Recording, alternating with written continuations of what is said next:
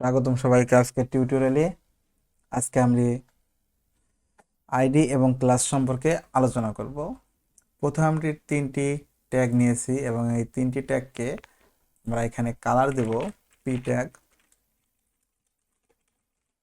Colour red. চলো আমরা এটি আমাদের সার্ভার দেখি। কালার রেড, যেহেতু এখানে তিনটি ট্যাগই পি ট্যাগ, তাই সে তিনজনকেই একই কালার দিয়েছে, কিন্তু আমাদের প্রয়োজন ছিল তিনটি ট্যাগকে আলাদা আলাদাভাবে তিনটি কালার দেওয়া। সেক্ষেত্রে আমরা কি করতে পারি? সেক্ষেত্রে আমরা এখানে পি ট্যাগ এখান থেকে সরিয়ে ফেলবো এবং আমরা সেক্ষেত্রে আইডি অথবা ক্লাস ব্যবহার করতে পারি। প্রথমে আমরা এখানে ক্লাস নিয়ে কথা বলবো। প্রথমে আমরা ক্লাস নামের একটি অ্যাট্রিবিউট নেব এবং এখানে এই ক্লাসের ভিতরে আমরা একটি নাম দেব রেড। তোমরা যে কোনো নাম এখানে ব্যবহার করতে পারো, তবে প্রথমে ক্লাস লিখতে হবে এবং এই ডাবল কোটেশনের মধ্যে সেম নাম আবার দেব গ্রিন। তোমরা তোমাদের ইচ্ছা মতো নাম দিতে পারবো। আমি আবারও বলছি ক্লাস ব্লু।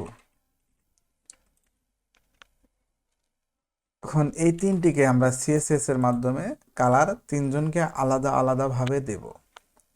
যেহেতু আমরা এখানে ক্লাস ব্যবহার করেছি, সেহেতু ক্লাসকে কল করার জন্য প্রথমে আমরা ডট লিখব, এরপরে ক্লাসের নাম রেড।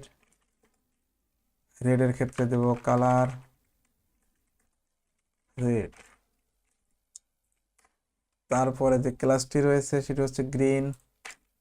সেম ভাবে প্রথমে ডট গ্রিন এবং এর ভিতরে আমরা কালারের নাম দিয়ে দেব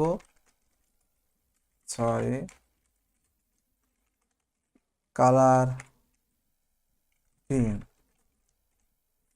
পরবর্তীতে যে ক্লাসটি নিয়েছিস, প্রথমে ডট রেড গ্রিন এবং ব্লু।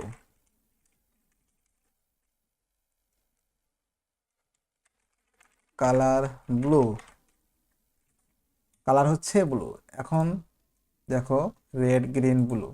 যদি তোমার এই নামের সঙ্গে ক্লাসের নামের সঙ্গে এই নামের মিল না থাকে, তাহলে কিন্তু এটি কাজ করবে না। চলো দেখি। দেখো আমাদের ইচ্ছা মতো আমরা যেই ট্যাগটিকে যেই কালার দিয়েছি সেম কালারটি নিয়েছে। এবং আমরা যদি এখানে একটি নাম চেঞ্জ করে দেই, রেডে ডাবল ডি দিয়েছি, দেখো এখন আমাদের প্রথম ট্যাগটি কাজ করবে না। সেক্ষেত্রে আমাদের এখানে যে নামটি দিয়েছি সেম নামটি আমাদের এখানে ব্যবহার করতে হবে। এখানে একটি ডি যদি অ্যাড করে দেই, দেখো কাজ করছে। এই সেম কাজটি আমরা